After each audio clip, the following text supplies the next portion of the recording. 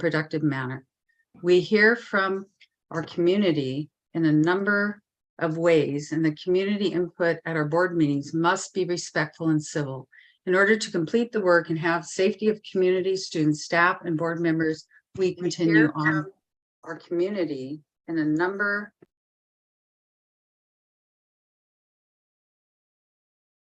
This is consistent with our policies. We are the example for our children that are watching or participating. Our ability to have this meeting civilly is what makes our community strong. We'll begin with the native land acknowledgement. Vice Chair Benaloga will lead the acknowledgement this evening. We acknowledge the land on which we sit and which we call the North Clackamas School District rests on the traditional and indigenous lands and village sites of the native peoples of the Kalapuya, Chinook, Malala, and the Clackamas. We take this opportunity to offer gratitude for the ability to learn, work, and be a community on this land. And we offer thanks to the original caretakers of this region.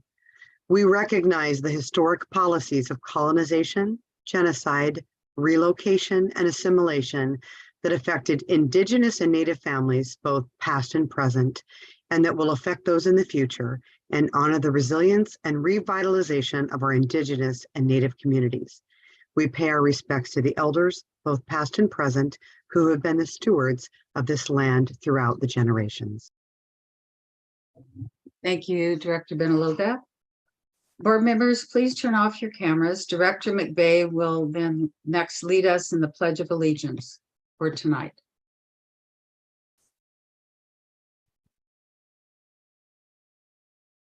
I pledge allegiance to the flag of the United States of America and to the republic for which it stands, one nation under God, indivisible, with liberty and justice for all.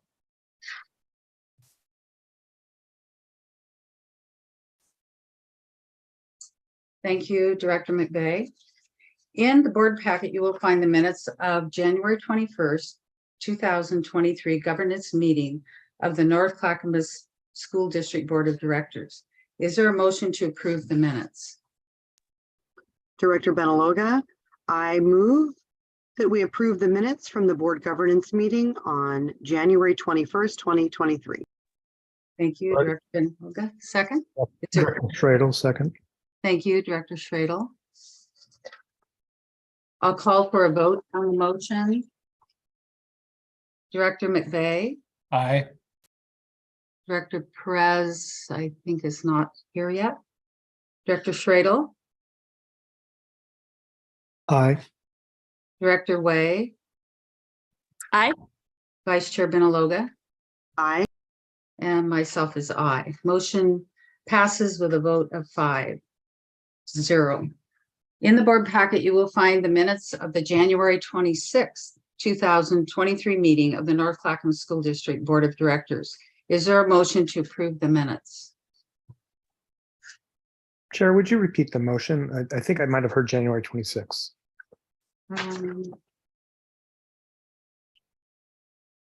Let's see. The first minutes we approved was January 21st. And you did. Okay, and that's tonight. So that you're correct. That's not right. I didn't pick up on that. So what we want is the date of. I believe you're looking for January 12th. Yes, thank you. Thank you very much. Oh, let me repeat that. Yes, and the minutes in our packet was January 12th.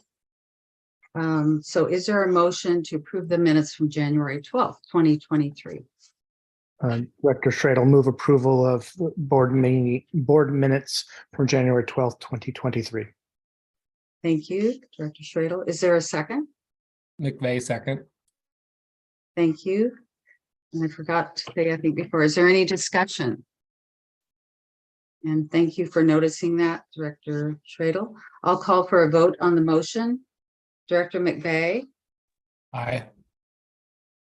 Director Perez, I don't believe he's here yet. Director Schradel. Aye. Director Way. Aye. Vice Chair Benaloga. Aye. And myself is aye. The motion passes with a vote of 5-0. In the board packet, you will find the consent agenda for this evening's meeting. The items on the consent agenda are employment changes, legislative agenda for 2022 and 2023 sessions, travel requests, Sabin-Schellenberg Professional Technical Center construction and culinary. And is there a motion to approve the consent agenda? And please read all the items included.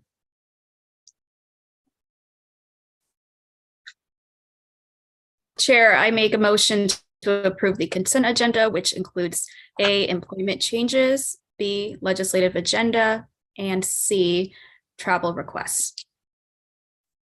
Okay, yeah, for the Sabin-Schellenberg Professional, do you want to go ahead and finish Yeah, it? sorry. Yes, C, travel requests for Sabin-Schellenberg Professional Technical Center construction and culinary. Thank you, Director Way. Is there a second?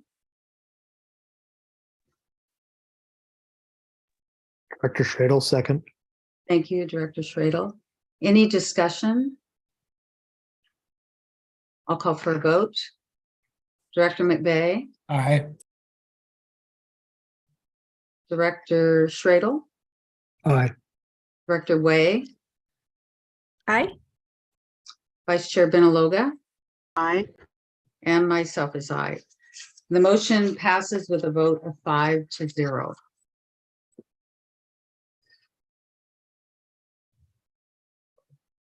Next is our community comments. Community comments is an opportunity for our community to share their ideas and opinions with the board. Input is welcome and valued.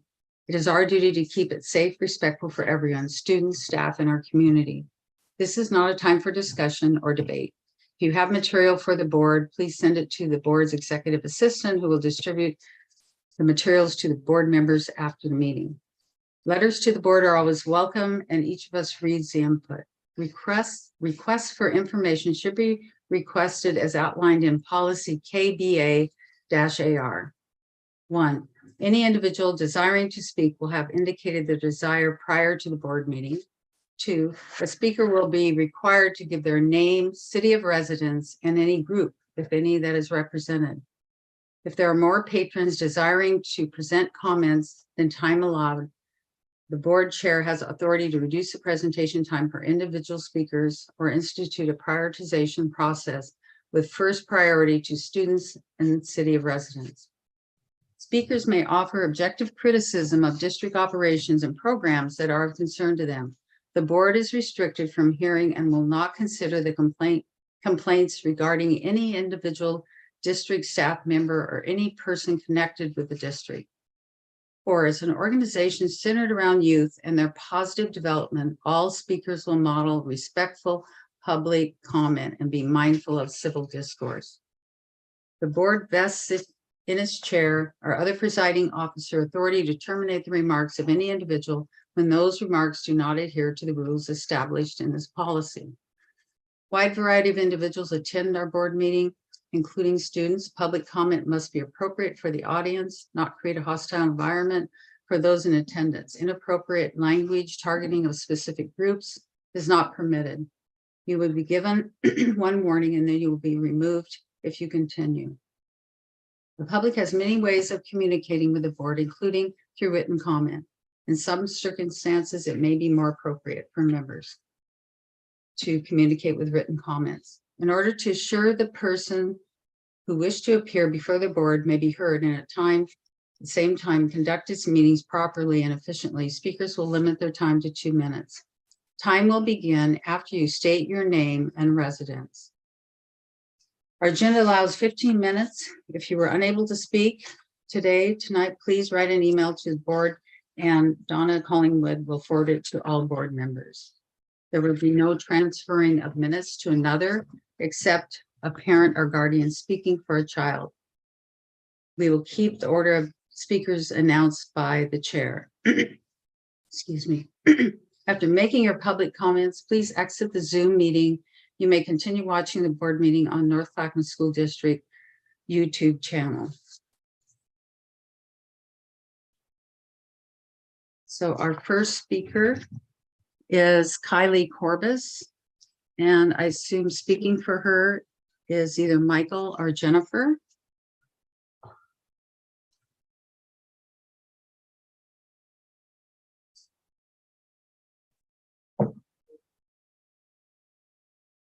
Jennifer has a separate speech tonight. Can she give her speech first? And just use 2 minutes, and then I come in afterwards and use 2 minutes plus a little bit of Kylie's time?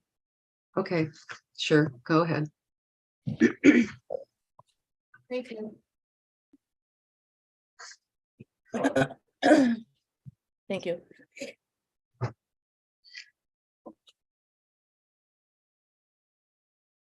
So my name is, oh, No, go ahead. State your name and your residence.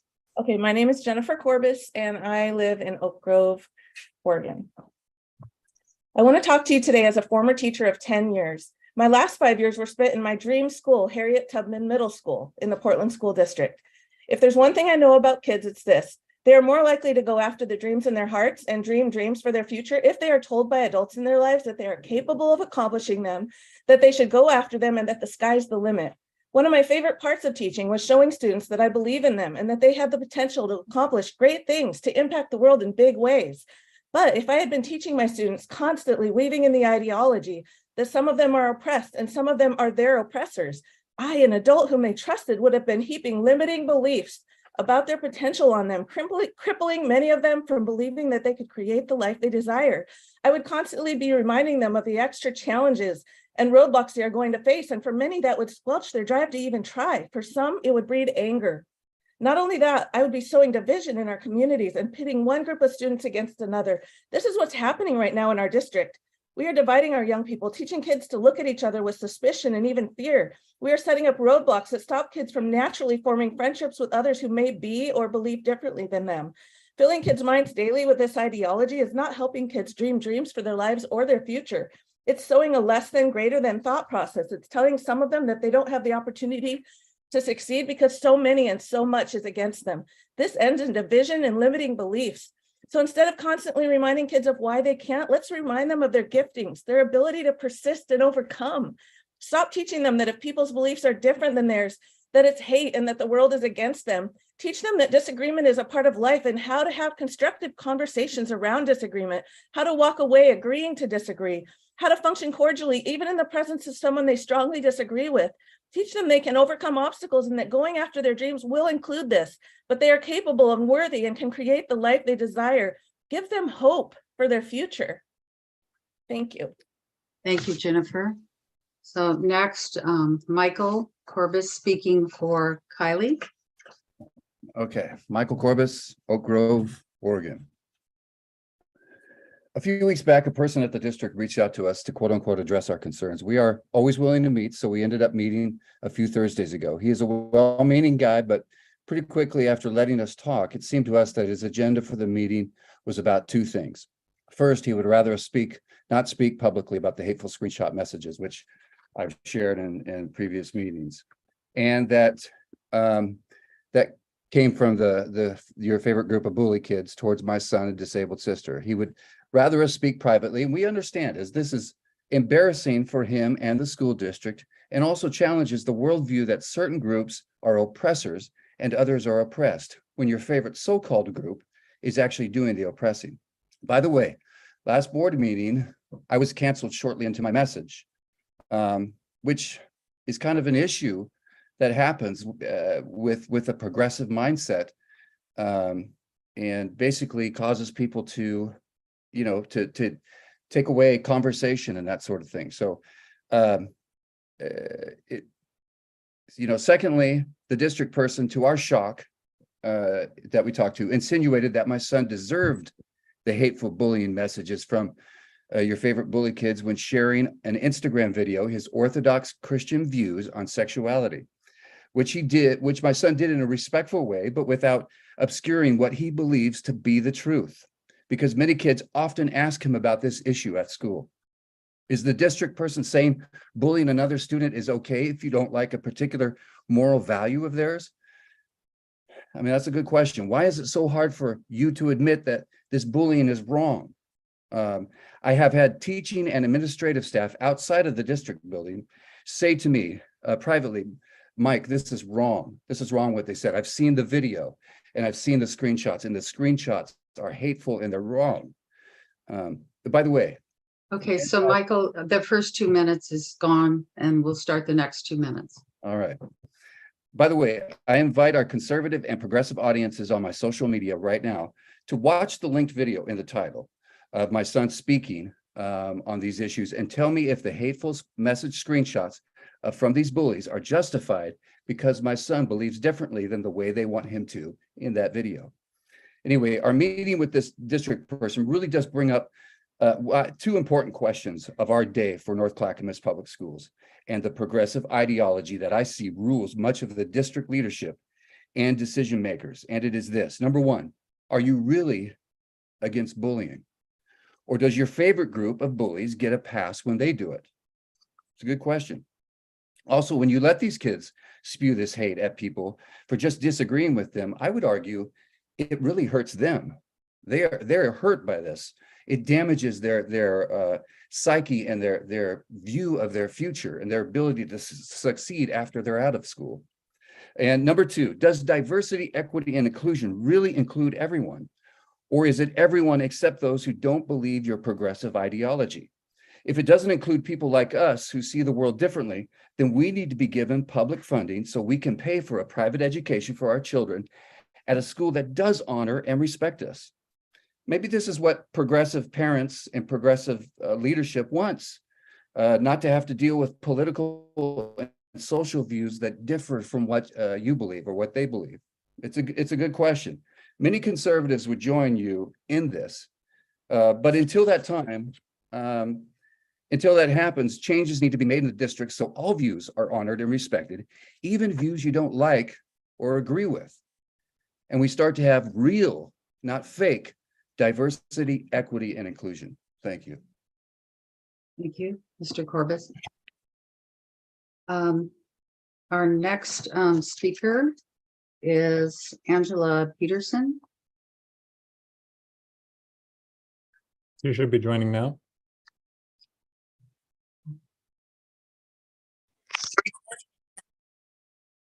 Hi there. Well, welcome, Angela. You can say your name and your city of residence.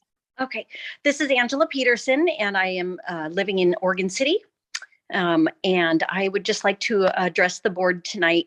I know it's a board appreciation month, I believe, and we do appreciate, you probably do so many things that we are just not even aware of. And yes, we are here complaining about things we're concerned about a lot of the time, but for good reason. And part of what I think a board should be doing is fostering community engagement. And there's some things going on within the board that is doing the opposite of that. And for example, without explanation, you guys cut our time to speak from 3 minutes down to 2 minutes without any reasoning behind that. We have very few speakers in comparison to other schools. So it feels like you are just trying to quiet the community rather than engaging them. We also are curious as to why we've been put back onto Zoom meetings for this extended period of time. I understand that I spoke over my time, but that does not seem to be a safety issue. And I feel like it's an disingenuous to say that there's a safety issue with that. So we would really appreciate going back to online meetings, or I'm sorry, in-person meetings for the February 9th meeting. These online Zoom meetings, we have on the screen a very small picture of us speaking and a big clock. And I understand the reason for that, but we would like to be a larger, more visible. Also, there's new rules every time, it seems like, and it's hard to keep up with all those rules. And I just would like to encourage you to invite more of the community by putting in their websites, letting people know about the school board meetings, because it's really hard to find. Thank you. Thank you, Angela. I want to remind speakers too, if you have a concern, you can always file a complaint through Policy KL. Letters that we've received since the last meeting consist of follow-up input for staff regarding staffing changes, parent input regarding books in school library and requesting more challenging mathematics curriculum options, parents' question regarding reading curriculum, a parent thanking the board for their service, parent following up on a letter regarding threat assessment and school safety, community members' response to library media service report on January 23rd, and a request by a parent for assistance for their child to have a healthier school environment. Also, community question concerning the screen online format. So please check on our website for any future changes to our community input that reflect recent board governance discussions. Let's take a 5-minute recess and we'll be back to do the other remaining board business. We have a lot to do tonight. We'll see you in 5 minutes. Thank you.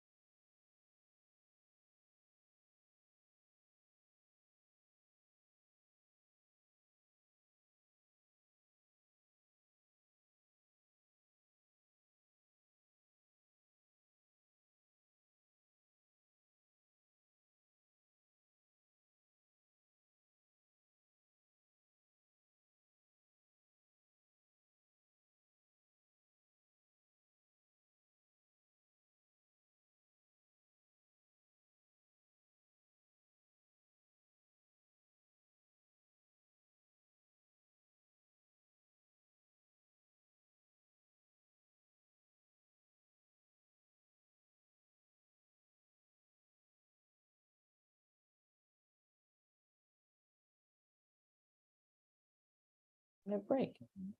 And for those people.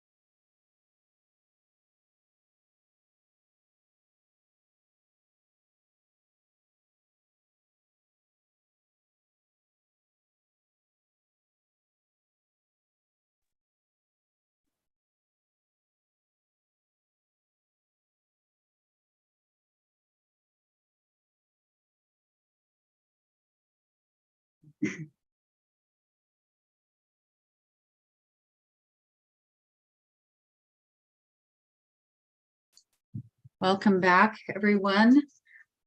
First on our agenda, next is Community Relations and Communications Update Presentation. I welcome Assistant Superintendent of Operations, Cindy Dutchin. And Cindy, I welcome you, and please introduce any other speakers that you have. Yes, thank you. Good evening, board. I'm pleased to bring to you tonight the folks behind the scenes of all of the work in the North Clackamas School District, at least the public face of a lot of that work, and to bring you all of the news of the district. Two names and faces that are familiar to you, our Communications Director, Seth Gordon, and our Community Relations Director, a new role in our department and for our school, Curtis Long. Hand it over to you, and I believe Seth is going to share his screen. Thank you, Cindy. Let me get that in full screen. There we go. Well, thank you, Cindy, and everybody can hear me. Thank you, Cindy, and thank you, board, for this opportunity to present. Curtis and I have the pleasure and honor to co-lead our team, and we're very excited and proud about the work our team is doing for our families, staff, and community. Yeah, it's great to be able to present to you. Here's our staff here, and I'll go left to right. That is Gabe Storm on the left, our graphic design extraordinaire. So anytime you see any of the new graphics that have been sweeping through our district with the new compass, all of the logos, a lot of school logos have had to be remade with our new website coming up, which we'll talk about a little bit later. Gabe is the one behind all of those.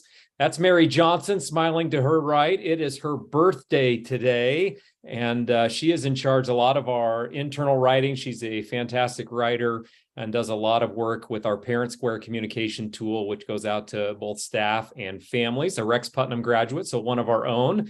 Brian McGrew to her right has the camera on his head and always has a camera in his hand. He is the one who's usually accompanying me when we're out doing different news stories or covering things happening in the district. He is also the wizard behind all of the videos that come out, all of the fancy transitions and video functions he is able to do. And then Oiden Aref-Genova, she is our administrative assistant, keeps our office running smoothly, takes care of all purchasing, manages all, and helps manage our interpreter requests. So we are a small staff of 6, counting Seth and me, and then the people you see on the next slide. This is our interpreting and translation team. Gilmar and Igor joined us last year, while Han and Dan are both new to the team this school year. And Dan joined because we added Chinese as an official business language this year. And like Curtis mentioned, Oiden coordinates all of our interpretation and translation requests and is a huge support, not only to our translators, but to the entire department. First and foremost among our responsibilities is managing district communications, and that means family communications using our Parent Square platform. We also manage crisis and emergency communications using both Parent Square and Flash Alert, and we also oversee staff communications using both Parent Square and email. Interpretation and translation, or interpreting and translation, is a huge part of our work and is a big part of serving our families equitably. That means translating district communications and documents, but also supporting departments and schools with translation, as well as interpreting for students and families at events and meetings, including conferences and IEP meetings. We also handle media relations, manage and develop the website, which we'll get into a little bit more in a little bit, and also oversee social media for the district. We're also responsible for our district publications, including Community Link and our most recent publication, the 2016 Bond Summary. This is a big success in terms of showing our community how much great work was accomplished across the district through the bond and how we were responsible stewards of the community's resources, all in one easy to digest package. Brian heads up our video production and does an amazing job and has been collaborating closely with Curtis all year. We also oversee branding and reputation management, including our district style guide. And that includes the brand refresh that came about as part of our new strategic plan this year, and which Curtis will touch on in a little bit. We also coordinate events for the district, including our staff convocation, community forums, and other special events. And lastly, we support schools, departments in schools with a lot of these same functions. And we want to make sure in communications that we are not reactive, we're proactive, and we are shooting towards some goals. These are our deliverables for this school year. And I want you to pay special attention to those symbols off to the right. Those are in line with our district strategic plan. And you'll see, I'll read through them and how they relate to our strategic plan. Our first one is the successful migration and implementation of a new website platform. That is coming very soon. Seth will expand on that a little bit more as we move about the presentation, but notice the hand with the heart right above that. That stands for resources and services, as it's right on. It's one of these strategic points on our strategic plan.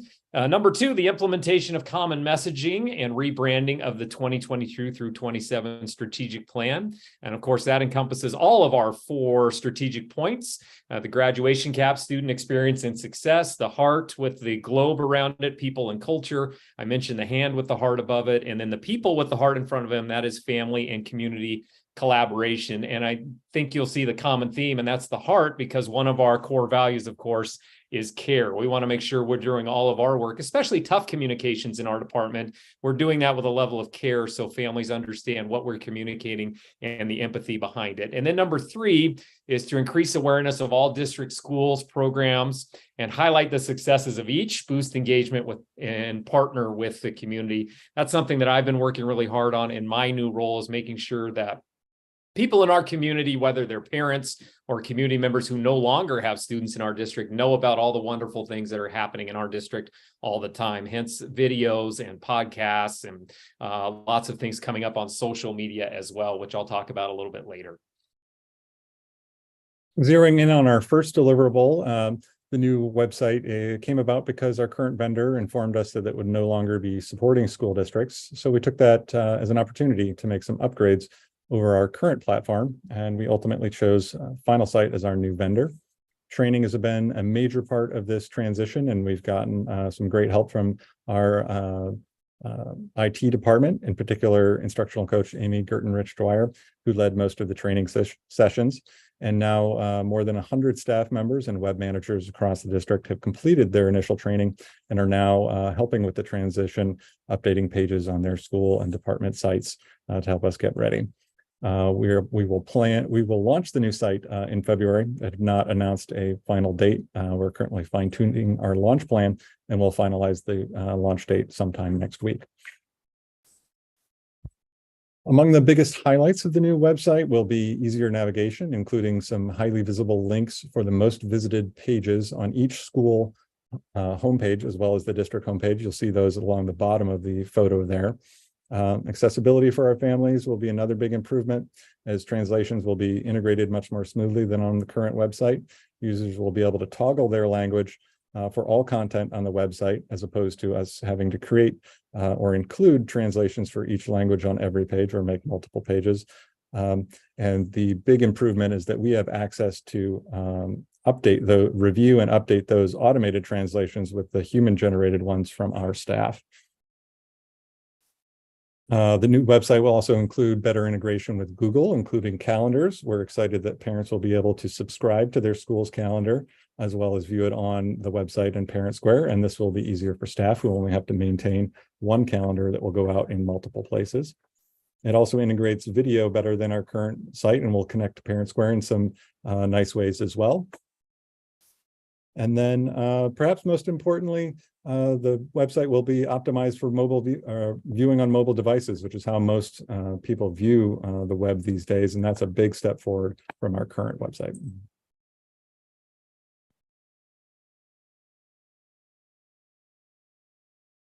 Curtis, is this one you? I don't think this was mine, but I'm happy to do that. So we also had the launch of the strategic plan. You've probably seen that all over our district, as every staff member was provided one of those. So we had a refresh of our district branding. As I mentioned before, the 4 strategic points, you see those around the colored wheel there. As I mentioned before, student experience and success, people and culture, resources and service, and family and community collaboration. We have numerous versions of this to fit the purpose, and this has gone out to all staff members and really something that we're using to really focus our communication within the community. And I'll talk about that a little bit later, how my undertakings are really doing everything we can to make sure that we emphasize those 4 strategic points and our core values, which are equity, relationships, integrity, empowerment, and care.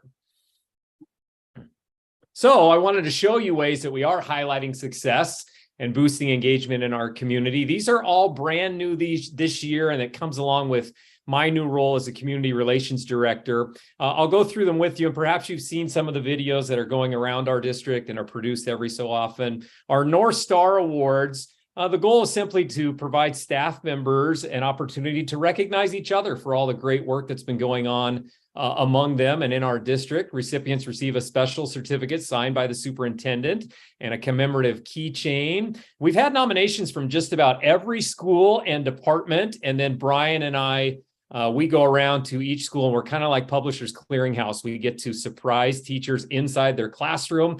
And actually, it's been quite moving. Some of them have been moved to tears that they have been recognized by peers for the wonderful things that they do. So it's really fun to put those videos together. If Brian were here, he would say it's kind of a curse for us, because as soon as we put out one of those videos, we then get about 30 more nominations from staff, which we think is fantastic. It keeps us busy the whole time, but handing out North Star Awards for staff members who are proud of each other could be a full-time job. Another thing that we've undertaken this year is our new podcast, the Proud to Be NCSD podcast. It's a weekly podcast that comes out on Thursdays. And once again, the goal is to provide our community, both internal and external, an inside look at things they maybe didn't know about in our district. And we've had all kinds of guests. Special thanks to Mitzi and Gina, who have been a part of one of the episodes so far. We've had guests ranging from Dr. James to Miss Teen Oregon USA, who goes to Nelson High School, to a group of teachers now in their 5th decade teaching in our district, to our school nurses, and even a 4-year-old was a guest who is getting ready to enter our district's early transition program. So the Proud to Be NCSD podcast, we're having a great time with that and recording each week. And there are now 15 episodes you can catch on our website, and we're able to analyze the numbers. They continue to go up and up, and we're getting great feedback from that. So it's really fun for me to start getting responses from community members who I don't know, who are suggesting guests that we could have and telling us how much they enjoyed listening and learning about our district that way. And then the NCSD News program is, again, a way to provide our community and our internal community about stories that they may not know of. So it's about an 8 to 10 minute news program that Brian and I put together every 2 to 3 weeks or so. And we've spotlighted all kinds of things, from one of our bus drivers who won the Driver of the Year award, to our Milwaukee High School seniors who earned the honor of painting their individual parking spots in the senior parking lot.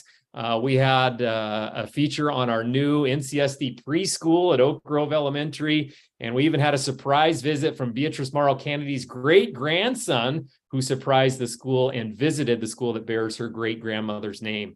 We're working on an addition right now with a unified basketball team at Putnam High School, who are going to be taking the court very soon. So there's always, and I always say this on all of my features, there are always great things to see wherever you go in NCSD. And we're certainly doing our best to try to show that to everyone. And to give you an indication of what we've been doing since the school year started, Brian McGrew put together a little 1-minute video that you can see what we've been working on.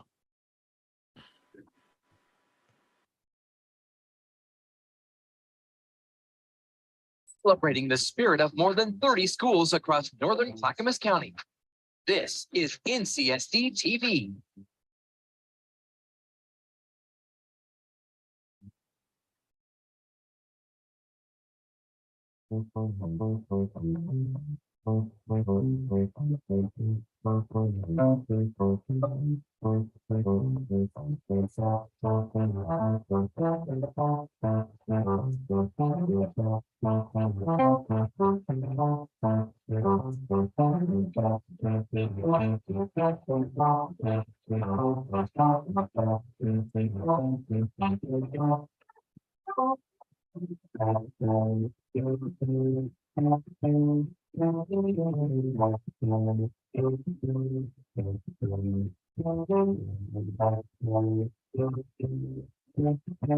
And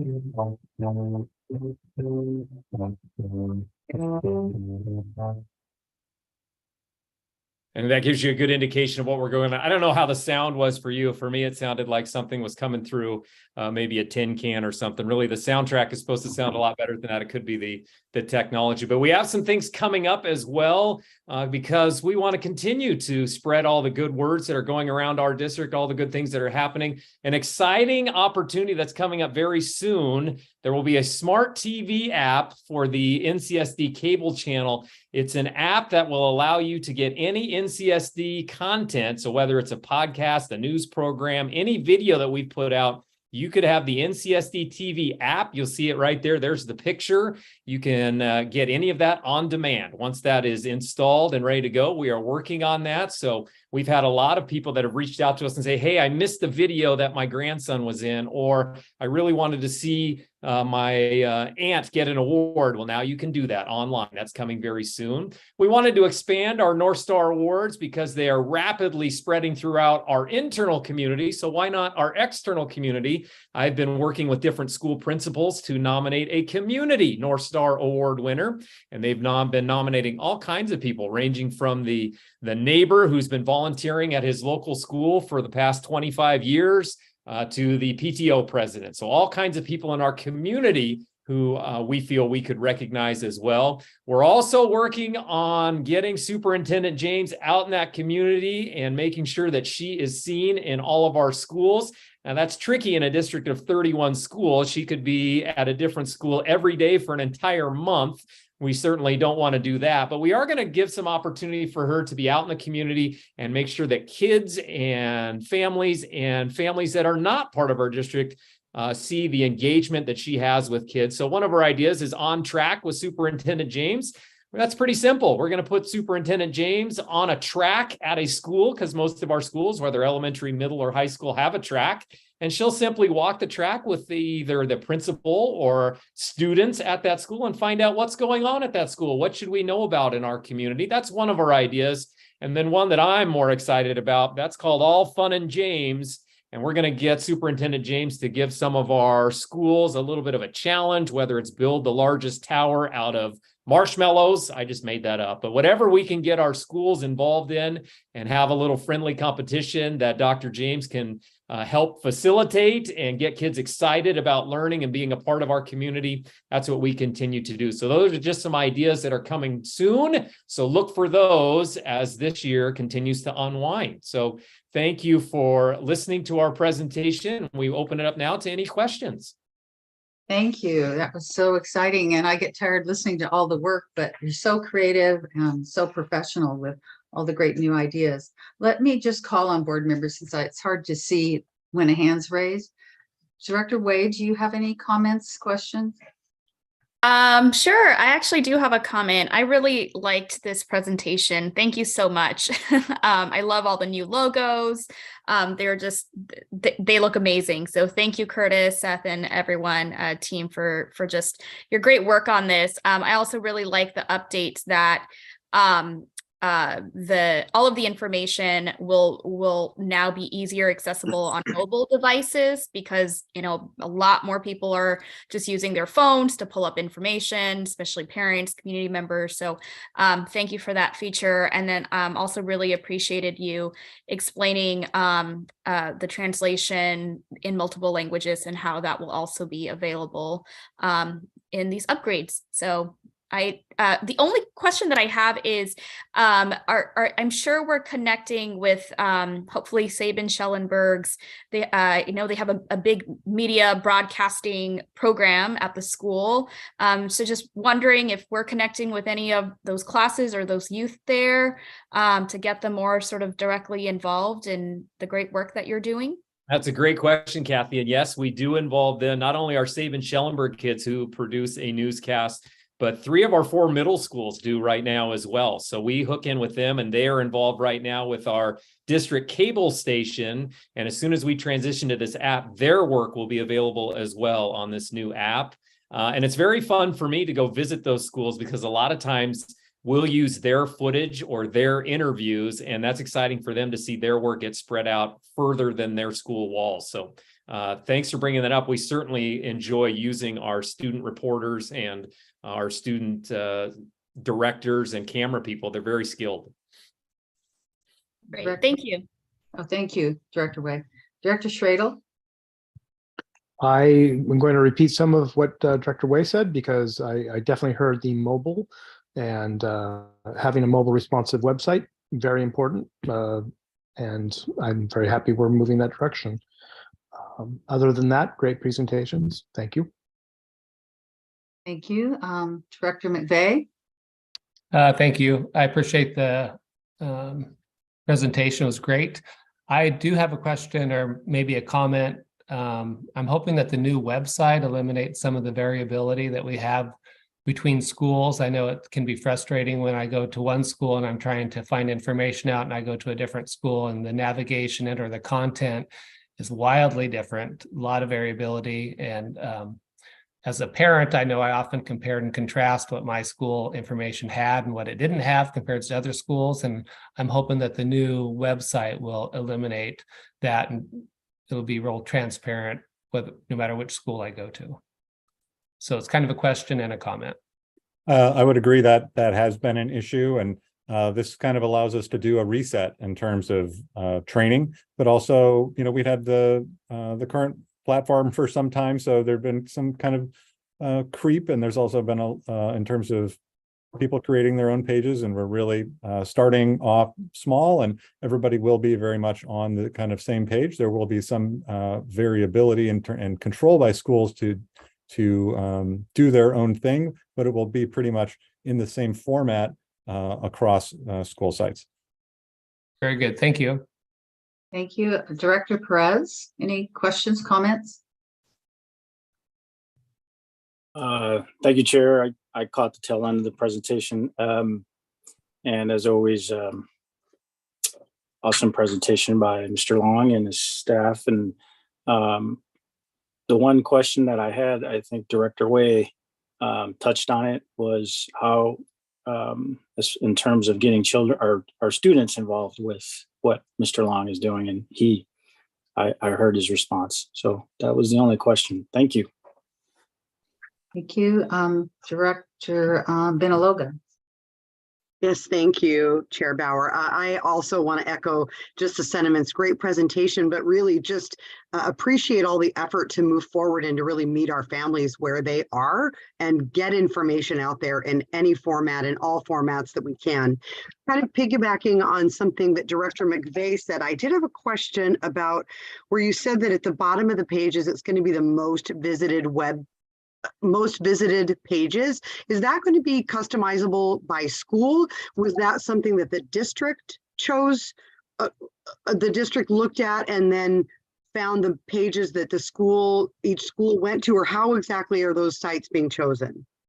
Yeah, so, and those are only at the bottom of the photo, not at the bottom of each page. They're very visible right at the top, just to be clear. We are still working with schools on exactly what's going to be there. We've kind of started with a template more or less of from what we already know from high traffic, but schools will be able to adjust that throughout the year to meet their needs. To put the most needed, it's enrollment season, it's verification season, kindergarten registration, that we can customize those things throughout the course of the year, but there will be pretty strong alignment across the district in terms of what's there. And some of that information comes from how our site's been used so far, but that's also something that we can track in an ongoing way. All right, excellent. I'm glad to hear that schools can really customize that to where their families and the parents are going. And I just want to again say I love the North Star videos and love the information, and just really appreciating and doing those shout outs to people in our district and people in our community that are really doing the good work. So I appreciate that. And the podcasts have been fun. Curtis, again, just great information. And I think meeting our families where they are and getting that information out there is just so important. We just can't thank you enough for all of your work in your department. Thank you.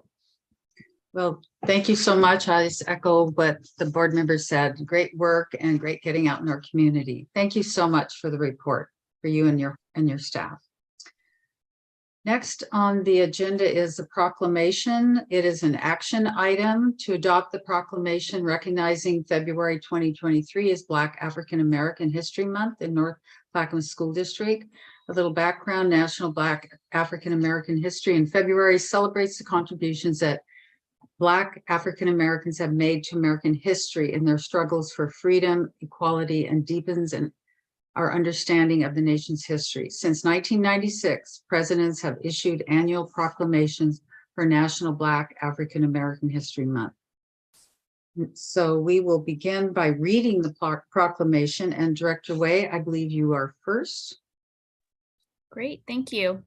Whereas each year, the United States observes Black and African American History Month by celebrating the culture, heritage, and countless contributions of Black and African Americans to our nation's history and identity.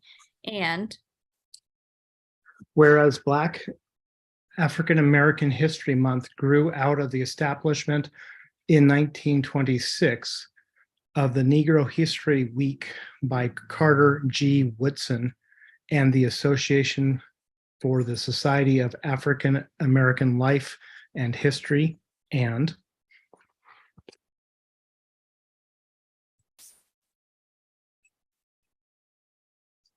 Director McVeigh, I think. Sorry.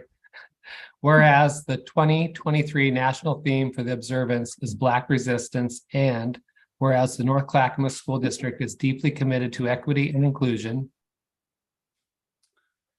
And this stance includes the cultural and racial affirmation of our students, staff, parents, and community members who identify as Black African American. And whereas our community is better because of the diversity of our population.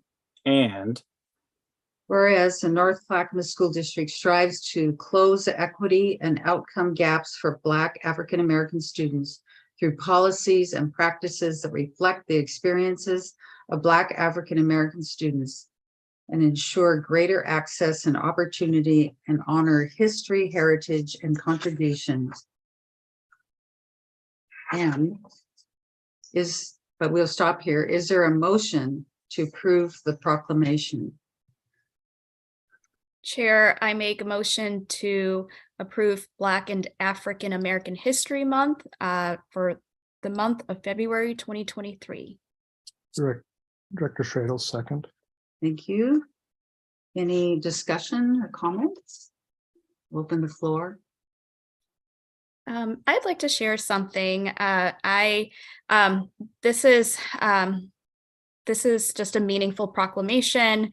And I would just like to share a quote from just sort of a civil rights icon that folks may know who she is, but she was just really an instrumental part in the women's rights movement, as well as securing the right for African Americans to vote in this country. And her name is Fannie Lou Hamer. And one of the quotes that she has said that has always stuck by me is that she says, "Nobody's free until everybody's free."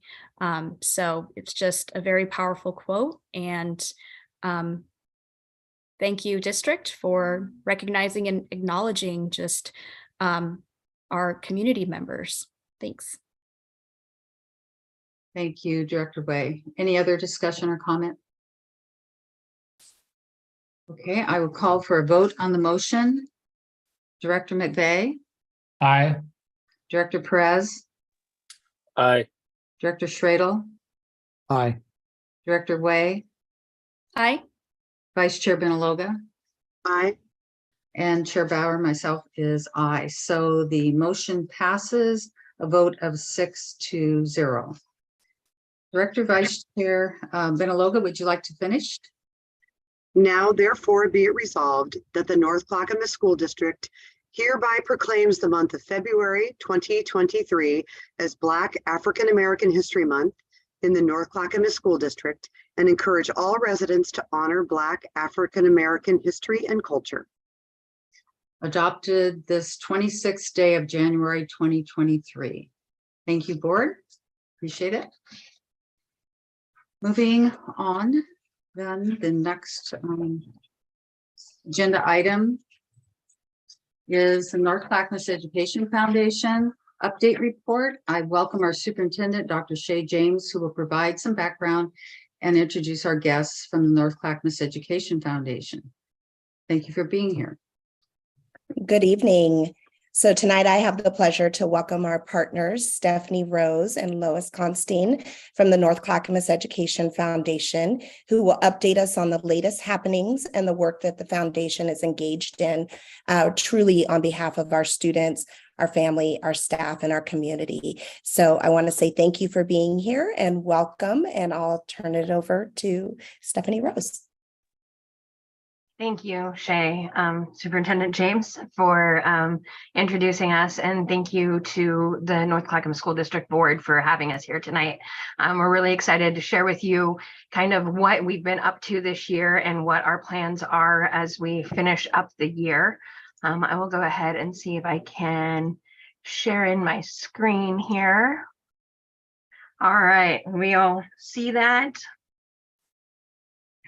I'm set. All right, good to go. All right, so going into our just kind of wanting to announce some of the great grants that we've received that we're looking forward to putting out to the district that we're really excited about this year.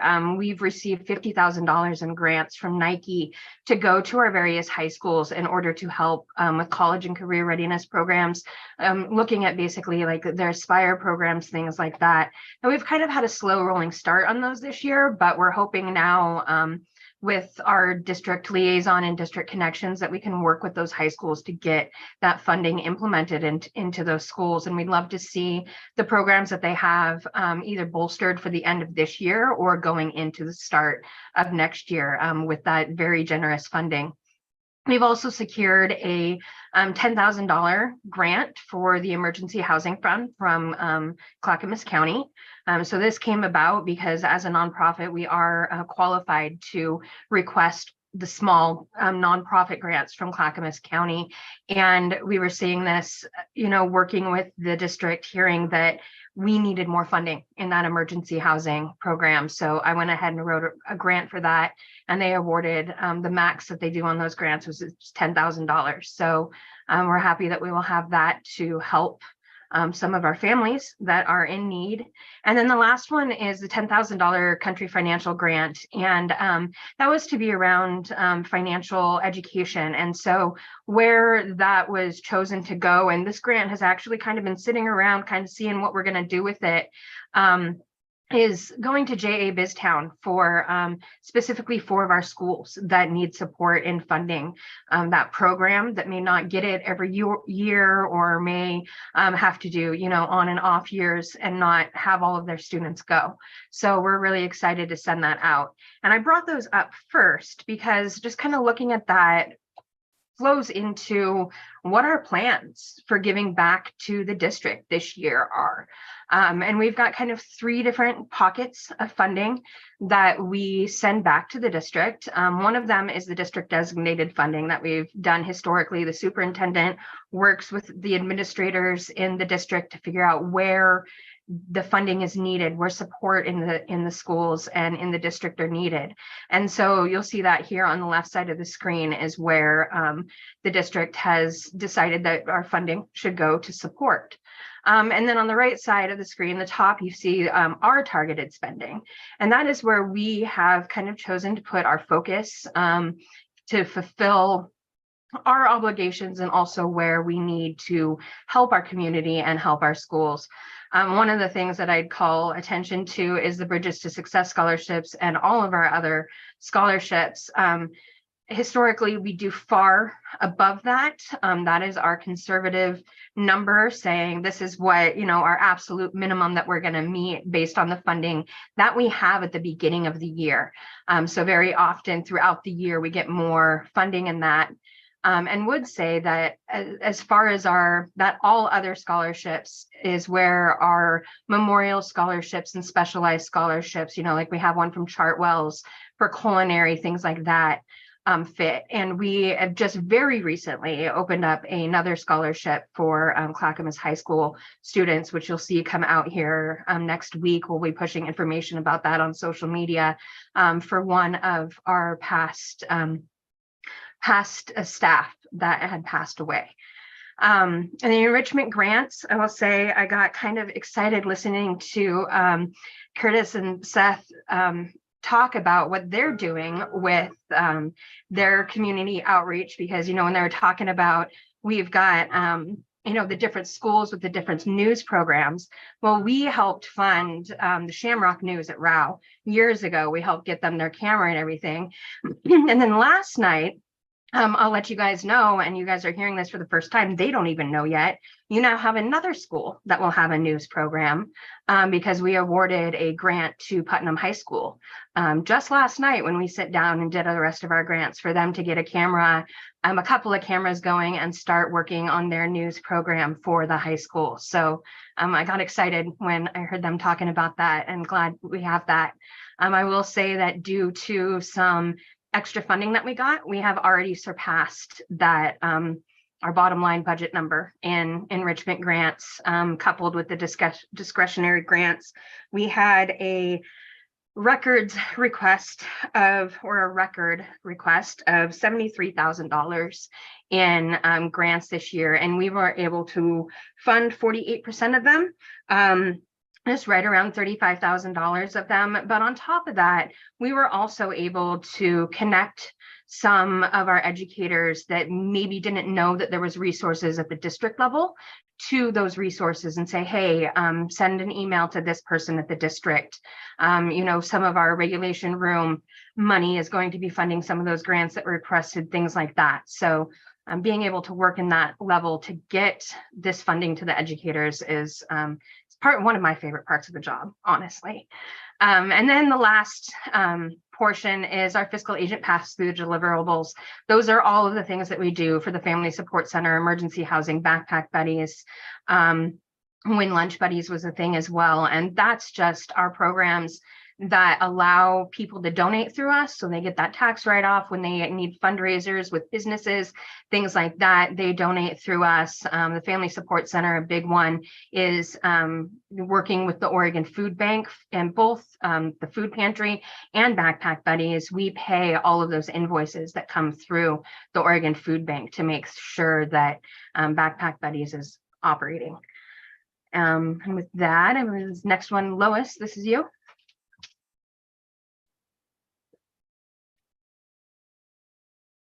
Lois, you're on mute.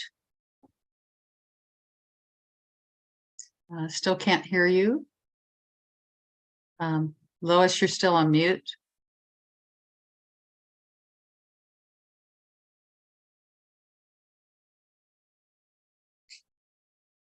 Lois, I still can't hear Lois. Can we contact her somehow? It should be in the lower left-hand side of your screen, the unmute button, Lois.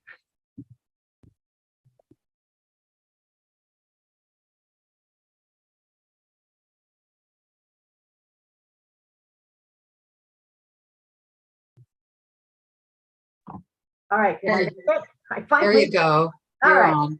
I'm a proud Milwaukee High grad and a retired teacher from the district. And because I taught math, I don't read PowerPoint screens. So this is a list of partner organizations and businesses that support us. Most of them are not one and done. They're businesses that we consistently get support, financial support. They bring their people to help with backpack buddies. A lot of the churches do. They come to our gala and have fundraisers like the Halloween fundraiser that we have at Black Rock Coffee, that they give 15% of the proceeds of all 6 of the Black Rock coffee shops in our area. And then we take their money and disperse it out to meet the needs of the district and the students in our district. Do you want to go to the next screen, my dear. Because of the way that they allow us to advertise, and we in turn advertise them, we are able to give back. These are just numbers of what came through last year in our impact report. But we do have a communications director, and she has been with us for about a year. She is also a Milwaukee High School grad, and she is helping us get our online presence, which will be wonderful. To know that the district also is working strongly to get an online presence. So we have people that go to the Chamber of Commerce meetings, we have Rotary presence, we do about a weekly blurb on our Facebook, if not more often. And so we've been really happy with what's gone out.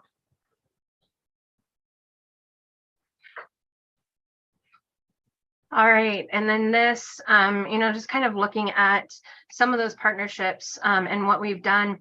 I wanted to just mention on this slide here, I'm looking at Hops and Drops. So they are a amazing community partner. We're actually going to be doing a highlight on them next week, talking about how much they've given. So 50% of their 50 cents from their kids' meals goes to, it's a kids feeding kids program. And so they send that to us every month, and it goes into the food pantry at the Wichita Center, and to help buy food. And that is often several $100s a month. And so we can add kind of that to this fundraisers and events list. I had actually already submitted this and didn't get around to updating it, but we are starting a brand new partnership with Stanford's, the Clackamas Stanford's location. They're doing a community cocktails program. And so $1 of each of those cocktails will go back to us. They've picked a nonprofit in each of their locations. And so their Clackamas location nonprofit pick was us. So we're happy to have that continued or that new partnership with Stanford's. So this is just our fundraisers and events. A lot of them have already happened because we are in the process of gearing up for our gala. April 22nd, it is our Let's Grow Gala, celebrating the limitless growth in our students and community through education. And I think that's where we all can align, no matter where we are, as parents, as educators, as staff, that we truly believe that education gives kids just unlimitless growth. We had a really fun fundraiser with the NFL this year. My Cause, My Cleats, it was a Clackamas High School alum, came to us and said, I want to give back to the educators in North Clackamas. And so we had I should have put a picture of the cleats up here, but we had a really cool pair of cleats that he wore during one of the games. He's with Washington, and it's got our logo on it, and those were auctioned off on the NFL site. So that was really fun. And of course, Blazers continues to be a huge partner. We did a lot of their ticket sales, looking forward to that next year. And then IQ Credit Union is a new partner. We just got done with a fundraiser with them where they gave out $5,000 to the community, and we were a $1,000 recipient of that. Yeah, I think with that, this next slide, Lois, that is you. And this again is something that goes through the handling of all the 501c3 things that we do for the Wichita support. I would like to have a particular foundation or something that would give me back more than $1 for every $1 I invested. I haven't found them yet, but we do that for the district. The Oregon Food Bank and the Wichita Center, Stephanie already spoke about. We do have community members like myself, Mitzi's been on the board as well, that are a visual support out in the district, even after our children are gone, so that we can talk to people. I was at the IQ presentation, and the district manager was there, and they, like On Point, started as a Clark County Teachers Credit Union. And so he was passionate about teaching in schools, and I believe they're buying a table for a gala, and we're very excited about it. Stephanie and the staff write grants, and I've been on the scholarship committee and the grants award. I was a recipient of a grant when I was in the classroom, and so I value all of the things that the foundation has done for years, and we really appreciate the support from the district. The bottom two questions, I guess we'll send back to the board to see what the school board expects of us going forward, and if there are any additional things we can do to support the needs of students, families, and the teachers and administrators in the district. And Lois, just to wrap up here, Lois touched a bit on the people we have had on our board in the past continuing to stay engaged. And, you know, I just wanted to mention to our board makeup that we have seen a lot of new people come on our board in the last 5 or 6 years, and that's been really exciting to have new faces, new energy. And, you know, we are focused on growing the board, but one thing that I was thinking about when I was sitting at the table last night and we were finalizing our grants is that aside from the board, we have so much support from our community. I was sitting around the table with 5 community members who aren't on our board last night, who had gone out of their way and taken their time to review our grants and score our grants according to the rubric and put in their input. And they ranged from substitute teachers to parents to people that have been on the district budget committee, things like that, that we're just, and then thinking about it, we've got community members who review our scholarships. And then we have a 20+ community members who come in who help us set up, run, and tear down our gala every year. And so I know, you know, we've been talking a bit about board growth as we go on, but I just wanted to comment how important that not only a engaged board is, but our community is really engaged and stands behind us as well. And with that, this last slide is just kind of, we had some questions thrown at us before we came into this presentation back in October when we were supposed to originally present. You guys have had this. I'm not going to read it off to you. But, you know, with that, we can say, is there any questions that you have for us or any comments for us?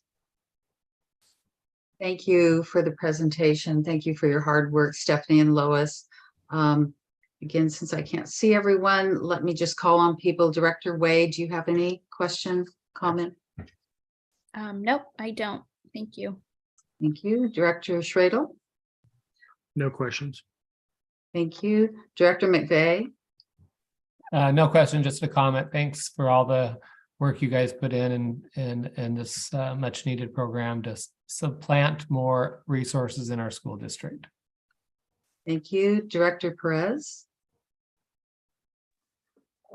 Yes, just want to thank you, Chair. Just want to say thank you, Stephanie, Lois, and thank you for being the bridge in our community and engaging our community and advocating for our public schools and for our children and for generating so much support for our schools. And thank you for, you know, having a major positive impact on our schools. And I just want to say, Stephanie, you sounded so excited there in the last minute talking about the 5 folks that you were working with yesterday and just everybody that comes together in our community to work together for our schools and for our children. It sounds like you've created a village, and that's a lot of times what we need at the end of the day, for our children to be successful. Thank you for all your hard work. Thank you. Director Vice Chair Benaloga? Yes, thank you. Again, thank you for the presentation, Stephanie and Lois, and thank you for inviting Director Perez and I to your board meetings. We appreciate the insight and being able to see the workings. You do so many good things for our district, and truly supporting education and supporting our kids in so many ways. And I also want to mention a couple of things. I just think that a lot of innovation has gone into thinking about new fundraisers. And I love the BlackRock, I love the Amazon Smile, the IQ voting, the Blazers. I think that's wonderful. Just again, really encompassing our community and finding those new partnerships. So thank you for your leadership, Stephanie. And of course, thanks to all of the hours and lots of work that goes into the gala and to making the foundation run. We appreciate all of it. And I know that our students and our community is better for all the work that you do. Great. Well, thank you, directors, for saying that. And I was going to ask each of you, why do you continue to do this work? But I think I heard it, and I think I heard you say it, because you both have been involved in the district for years and lived here for years. But thank you so much. I acknowledge all of your hard work. Thank you. You're very welcome. Thank you all. You have a good evening. You too. Next on the agenda is the 2021 District Financial Audit Report. I welcome Executive Director of Finance and Business Services, Matt Macara, for this agenda item. We welcome you and congratulate you for completing the audit. I know that that's taken quite a lot of time. Thank you. Good evening. Tonight, I present the Annual Comprehensive Financial Report, or ACFR, for the fiscal year ended June 30, 2022. I'm joined by Connor Delaney, Senior Associate with Polly Rogers, our auditors. First, I would like to acknowledge the hard work of our business services team, and especially Donna Burke and our other accountants, for their efforts to complete the ACFR and audit successfully. This would not be possible without them. We will again be applying for both the ASBO and GFOA Financial Achievement Awards. We had a successful audit and received an unmodified opinion from our auditors. Pardon me. The district was in compliance with governmental auditing standards as required by state regulation, and the district was also in compliance with regulations for federal programs. All significant transactions have been recognized in the proper period, and there were no disagreements between district management and the auditors. Are there any questions for either myself or Connor? Thank you. Well, let's go through directors again. Director Way. I don't have any questions, but just thank you so much for producing this audit, and just also just the fact that Matt mentioned, is this our first time, or I believe we've got, have we received the award before? Yes. From what I recall. Okay, great. Yes, for each of those. Great. Well, thank you for all of your hard work, and for the auditors. Thank you. Thank you. Schradel. No comment, but thank you. Okay. Director McVeigh. I'm good. Thank you. Director Perez. I'm good. Thank you. Vice Chair Benaloga. Thank you. I'm good. Okay, well, great. Give yourself a pat on the back and for all the good work. This is important work too. Thank you. And thank you, Connor, for joining us. Yeah, and I just wanted to say real quickly, thank you as well, Matt, and everyone within the finance department, like you mentioned, Donna, especially. Hopefully we didn't make life too miserable for this year, for you guys this year, with our firm being in our first year on the audit. It's first year audits are always tough. So thanks again for putting up with us. Thank you. Thanks so much. There was a wealth of information in that report too, outside of all the numbers, just great stuff background about, and I appreciate all that too. Okay, policy revisions. I welcome Chief of Staff Tiffany Shireman for this agenda item. You see you have quite a lengthy list of policies tonight, and appreciate your work and the committee's work. Thank you. Thank you, Chair Bauer. I appreciate the welcome. It's my pleasure to be here tonight with you all. I'm coming forward with a first read on these policies. I'm not seeking action. It's first read discussion opportunity. First, I do want to mention that these policies have been reviewed by the superintendent's policy review team, and that team supports these proposed policy changes. Coming forward to you first is policy EFA, Local Wellness Program. The school district conducted its required triennial, new word for me, meaning every 3 years. I don't know how I didn't know that, but it's an every 3-year review that's required of school districts' local wellness programs. And that was completed last school year. After that triennial review, school districts review their policy for any needed updates. It's kind of a cycle that is common in school districts across the country, related to a requirement for school districts providing the federal free and reduced lunch program. The policy is now coming forward because there was that review and now some suggestions. Of particular interest is new language that codifies the role of the wellness committee that already exists. So it's bringing forward some language that really talks about that committee and its work. I know many of you are familiar with the wellness committee. And there's also new language that students and parent feedback will be included in any future reviews, something important to the committee and to those working with the wellness program. So that will be included in the future, in any future reviews. Next is policy IGBAF and its AR. And we're bringing forward here some proposed new language around special education that's really focused on a really specific piece within the special education program. And that is in relation to COVID-19 and the pandemic, there's now a requirement for specific recovery services related to the pandemic and any learning disruption for students with disabilities. So you'll see there's some proposed language very specifically tied back to a new OAR in Oregon Administrative Rule.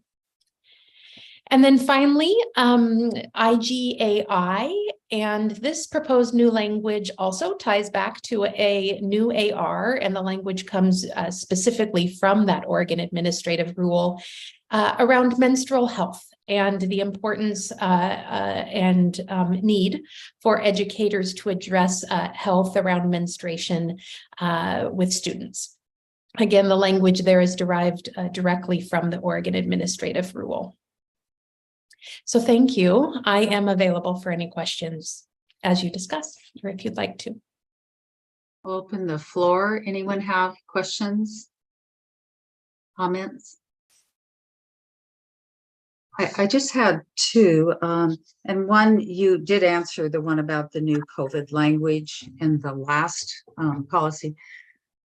Since I'm not on the policy committee, I really have to read these now. And the first one, I noticed the PE minutes were deleted. We've talked about that in earlier meetings, and we see this as a unfunded mandate, correct? Are you talking about in policy EFA? Yes, I'm sorry, I skipped. Okay. Yeah, I went from talking to one and then I just, read my mind. Then I went to the first one. So can you help me there? Which page are you on? Oh, it was on page 6. There was a reference to PE program minute requirement for students, and that was deleted. And I understand that it's just not possible due to the length of school day and the other requirements that we have, and even gym space and FTE. So it, and it's not in, we're still under compliance with that, right? I just wanted to clear up that. Yes, so two things coming here. First, legislative agenda. Our advocacy is definitely about returning local control of how instructional minutes are divided up. PE versus language arts versus math versus music, right? So there's some legislative advocacy there for a number of reasons. It's actually being stricken here on OSBA's recommendation, the Oregon School Boards Association, simply because it's referring to another law. And should that law be changed, we wouldn't want to need to go back and change this particular policy. So you'll see that they're kind of doing that more and more, that if we have other policy that says we will follow any instructional requirements that the state has. So we went ahead and we're pulling that out of this section. I can't say that it's actually in anticipation of that's going to change. I don't know if that will change, but it's kind of an interesting coming together at the same time. I don't really believe that they're suggesting it to come out because we're advocating for it to come out. Does that make sense? That the timing on that is a little bit odd. But to be clear, when we strike it here, North Clackamas School District is still required to meet any required instructional minutes from the state of Oregon in any instructional area. So removing it here really doesn't change our responsibility to do it. Well, yeah, thank you for that. I think the intent of it is good. Kids need exercise. Oh yeah. And especially in light of kids' health these days. But okay, I just wanted some clarity. Thank you for that. Anything else? Oh, go ahead. I did want to just underscore that there is the paragraph, the earlier paragraph there, the shaded area is about physical education and a commitment to physical education. I just wanted to make sure that you're not taking a policy stance as a board here that physical education is any less important than we've always thought it was. I don't want to confuse anyone or make anyone think that the team's suggesting that. Thank you. Anything else from the board? Okay, thank you, Chief of Staff Sharman, and all the hard work that your committee does. Thank you. I appreciate it. Twice a month for 2 hours. Thank you. Thank you. These will come back at the next board meeting then in consent. Oh, yeah. Thank you for that reminder. Thank you. After policy, procurement of modular classrooms. This is a discussion item for Scouters Mountain. I welcome Assistant Superintendent of Operations, Cindy Dutchin, for this agenda item. Thank you. Good evening again, board. This item is coming to you not as a surprise, I would say, but a disappointing surprise, right? We just finished our capital construction bond, opened some new schools, and already we're back here talking about the need for alleviating some crowding that we know is coming to some of our schools in the Happy Valley area, specifically along the 172nd corridor. This is not a surprise, as I said. We work with demographers every year, try to have a 10-year projection, and we review it annually and update it as needed. And as we guessed, that enrollment continues to grow with housing development in the area. We are at capacity now for Scouters Mountain Elementary. We have a little bit of wiggle room with maybe one classroom we can move around, but for the most part, we are right at capacity, and we are slated to grow over the next few years. So therefore, I've been working with a small team, some architects and some leftover folks from our bond who continue to stick around and do some great work. Doing some feasibility studies on where can we put modulars, how would that work, how do we get them onto the site, and where's the best use of that money. So we are proposing 2 classroom modulars. It's actually 2 classrooms, it's 2 units, and they're always double-sided. So we have 4 classrooms that we would like to put onto Scouters Mountain Elementary this summer. So we would be available for the fall of 2023. This would give us 4 additional classrooms to grow into over the next few years. The only alternative to doing things like this is to change boundaries. And we know that's never an easy task, an unpopular task, and something that districts face. We've faced it before, and we may need to face it again as well. So this is where we are right now. We finished the location this morning. We're looking at utilities, making sure we can get utilities and water out to that location. But I wanted to come to the board this evening to share where we are with this process, and that this is our recommendation. I will be bringing specific vendor and contract information for your approval sometime next month. happy to take any questions or see if there's any concerns at this time. Board, any questions?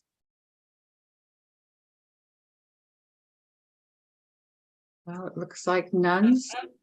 Do I hear someone? I don't see a hand, or I don't hear any. Okay. Well, let's move on then. Thank you, Superintendent Dutchin. I did notice in the audit report, there were two other elementary schools that are also approaching some high limits there, capacity. Yeah, So we continue to watch all of them. This is the one that will grow the most rapidly, though. Yeah. Okay, great. Thank you. So technology E-rate, I believe, is next. And I will welcome Executive Director of Technology, Joe Bridgman, for this agenda item. And this is also a discussion item. Well, good evening, everyone. Thank you so much for allowing us to be here this evening. I am going to share my screen and share a presentation for you this evening. And we'll be bringing forward tonight a discussion item, and that's the Technology E-Rate Award for Network Equipment. With collaboration with our business and finance team, we've gone through the bidding process and the request for proposal process. And so we'll be coming back in February to bring the board a contract. I'm excited that joining me tonight is Rob Vonstad, our network engineer, as well as Ben Mabbitt, our lead systems analyst. Tonight's presentation, while short, is divided into two sections. Kind of the first section is an overview of the E-rate program. I'll be handling that. And then the second part of our presentation this evening will be handled by Rob Vonstad, where he really gets into what is it that the district is looking to purchase in terms of network gear for this coming E-rate year. To give you kind of an overview of the E-rate program, it's approximately 25 years old. It was established by the Telecommunications Act in 1996, and it directed the Federal Communications Commission to establish the E-rate program along with other USF programs at the time. E-rate is a federal program, and it provides discounts on services and equipment to ensure high-speed internet access to schools and libraries in the United States. The E-rate program provides discounts ranging from 20 to 90%, and the schools qualify for that based on whether they're rural or urban and based on their free and reduced meal discount rate. So to give you a sense for where North Clackamas is, we get a 50% discount with E-rate dollars. There are essentially two categories or eligibility areas that can be funded through E-rate. The first is data transmission and internet access. And an easy way to think about that is pretty much any expenses that are required to get internet to a school or school district building line.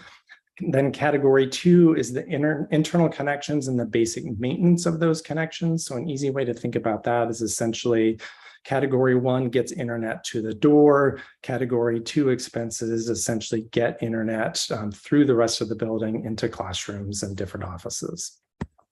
To give you a sense of category one services, so leased fiber lines, actually the cost for internet access, and that can come through a cable internet provider, satellite internet, or Clackamas County in our case. To give you a sense for how North Clackamas has spent category one dollars over the past several years, it's been our fiber access and internet through Clackamas County. Our category two is, like I said before, it's the equipment internal to the building that gets internet to classrooms and different offices.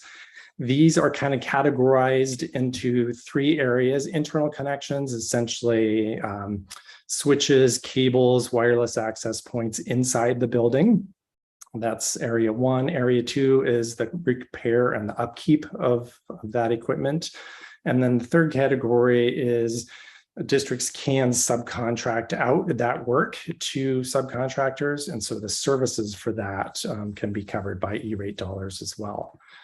end user equipment such as laptops, computers, essentially anything that someone would interface with or work on directly are not eligible for E-rate funding. To give you an example of North Clackamas Category 2 equipment purchases over the past several years has been focused on switches and access points. Here's kind of an overview of the E-rate program in terms of the process. The E-rate process from 1 to 5 is just the vertical. The visual at the bottom, they're the same thing. I just wanted to present it in 2 different ways. So that competitive bidding process we have up until February 28th to complete that. As I shared earlier with our business and finance team, we've completed that process. And now we're on to section 2, where we're looking to award a bid. So again, this evening it's for discussion, and we'll come back in February as an action item for that contract. Once the board approves that contract, then the district or we, along with our E-rate consultant, actually apply for that discount. And we have that window opened at January 28th, and we have through March 28th to complete that process. And what's interesting about E-rate dollars is we do all this work up front, but we can't receive any of the services, can't receive any of the equipment or anything like that until January or July 1st, which is the start of the next E-rate year. So once we receive the services or receive, in this case, switches on July 1st, and then we pay the invoice and we then invoice USAC, which is the organization that administers E-rate. Then we invoice them and get that discount returned to us. So with that, at this point, I'm going to turn the microphone over to Rob Thonstad, who's going to tell us a little bit about how we've used E-rate dollars in the past, and then get a little bit more detail about this year's ask. Good evening, everyone. So as Joe mentioned, I'm going to go over our Category 2 spending. And over the last 4 years, you can see that a common theme is Cisco switches. We have also purchased Cisco wireless access points. We've upgraded our UPSs, which are our uninterruptible power supplies in our data closets, as well as upgraded our fiber optic cabling between the closets. So for this year, Joe, if you could go to the next slide. So for this year, we are more of the same. We are looking to purchase more Cisco switches.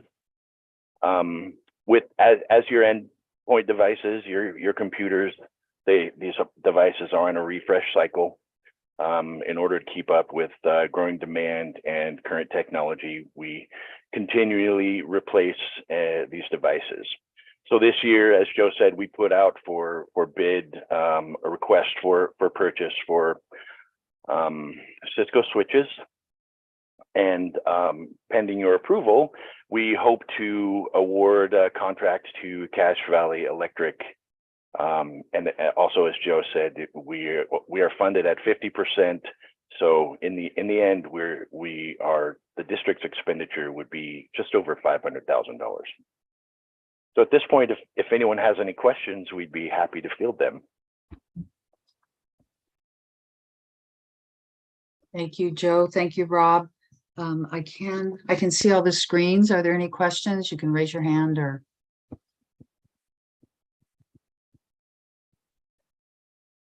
Don't see any, or speak up. Thank you for the report. This is important, and it's changing all the time, it seems. It is. It changes really fast. Yeah. Thank you all very much for your time this evening. Thank you. Have a good evening. You too. Technology. So after technology is the K-12 math curriculum adoption postponement. And I would like to welcome Executive Director of Learning, Teaching, and Professional Development, Tammy O'Neill, for this agenda item. And this subject is dear to my heart, you know. Welcome, Tammy. Sorry about that. Thank you so much. Yes, I appreciate your engagement as always on this, Chair Bauer. Good evening, directors. I'm here this evening to bring forward for discussion the postponement of the K-12 math curriculum adoption.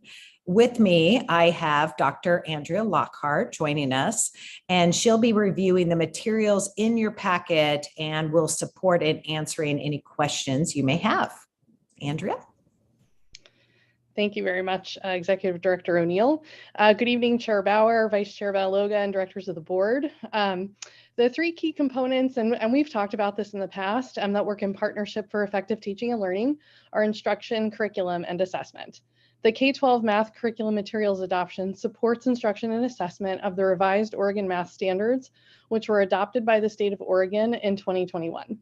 Best practice for a curriculum materials adoption, especially one as large as and impactful for long-term student outcomes as K-12 math, incorporates several elements that include community and staff input, making an informed decision based on a robust data set generated through piloting materials, as well as developing an intentional professional development plan to support an effective implementation in the classroom.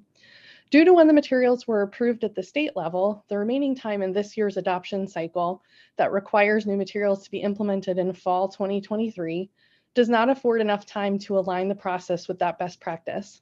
This state-approved list of materials was released in late October 2022. At that time, our team engaged in several opportunities to review the materials provided by the Oregon Department of Education and partnering ESDs.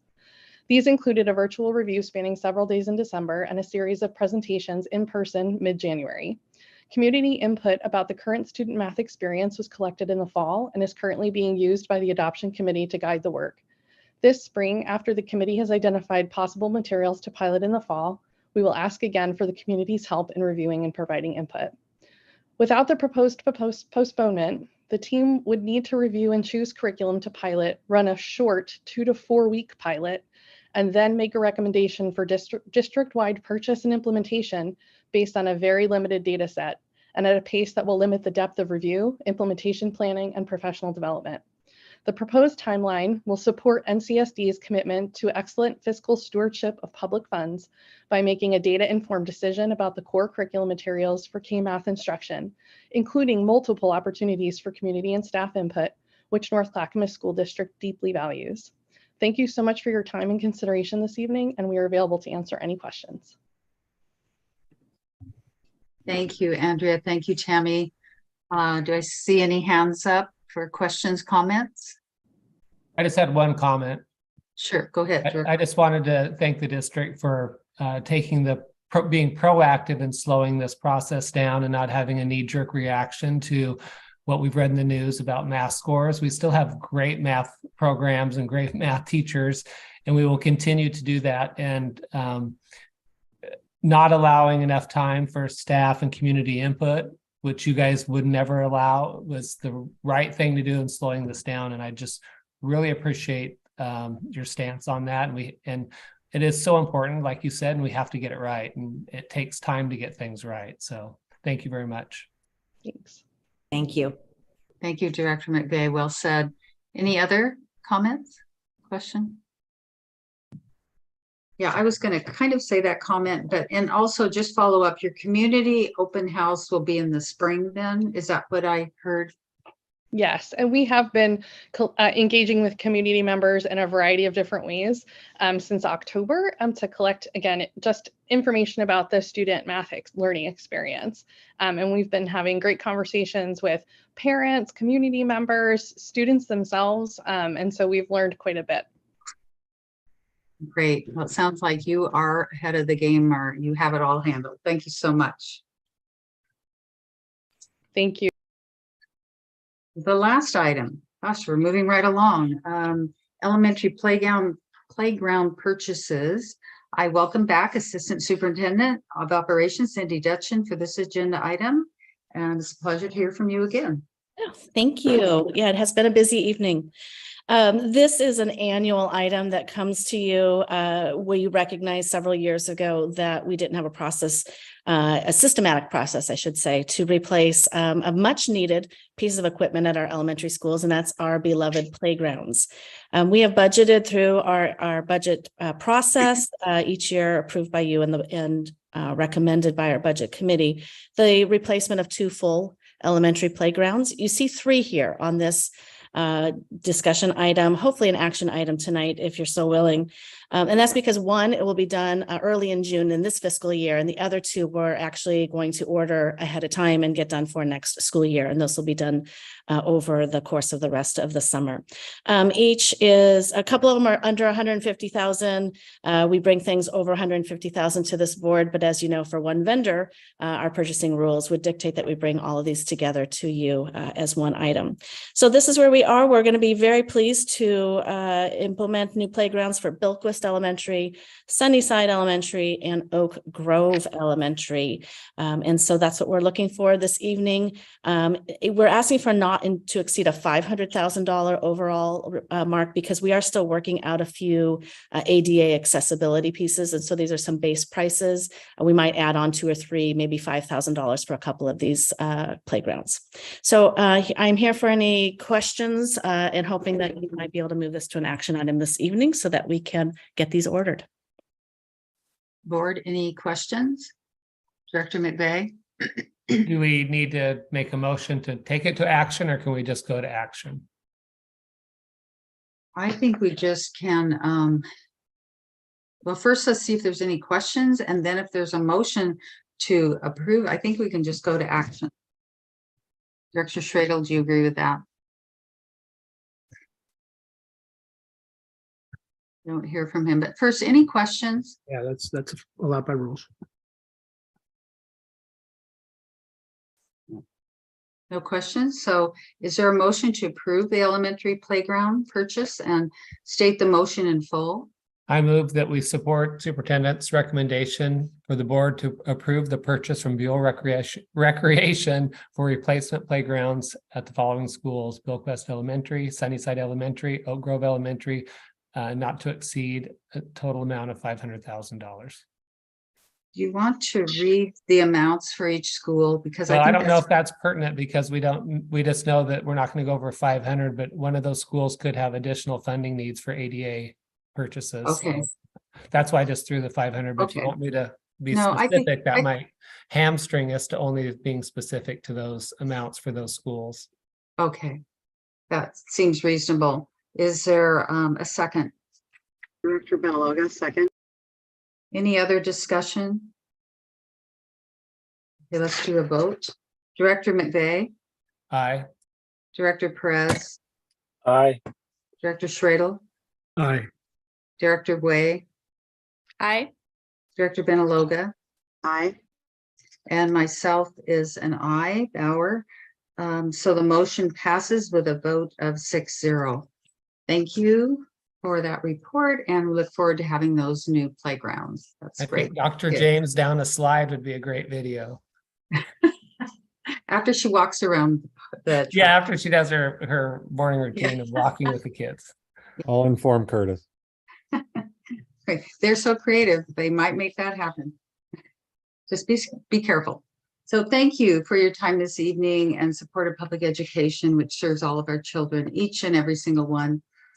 Thank you, community, students, and staff. It's been a busy evening. Thank you, board, for spending your own time to get educated on all the agenda items. It made to go fast, to be engaged and ready to discuss and complete this good work. I'm going to end with a quote from Coretta Scott King. The greatness of a community is most accurately measured by the compassionate actions of its members.